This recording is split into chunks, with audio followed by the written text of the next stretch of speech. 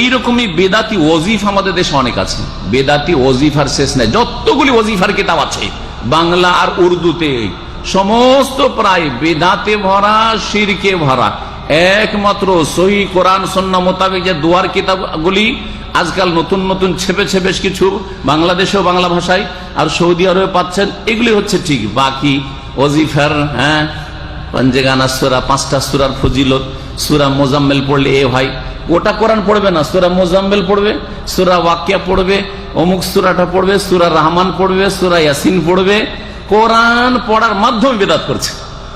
এই শুধু এই আয়াতগুলির শুধু ওজিফা করবে, এটা বেদাত। কেন এই আয়াতগুলির ওজিফা করবেন? কোন হাদিসে আছে যে সূরা ওয়াকিয়া পড়লে দারিদ্র মোচন হয়? তাহলে তো বাংলাদেশের লোক গরিব থাকতো না, ইন্ডিয়ার লোক গরিব থাকতো না। সৌদি আরবে তো এগুলো একটা লোক এগুলো ওজিফা করে না, জীবনে কোনো লোককে খুঁজে পাবে না আরবে যে সূরা ওয়াকিয়ার ওজিফা পড়ছে। তাহলে এই দেশের লোককে তো আল্লাহ খেতেই দিত না, সব না খেয়ে মরতো। তো এইসব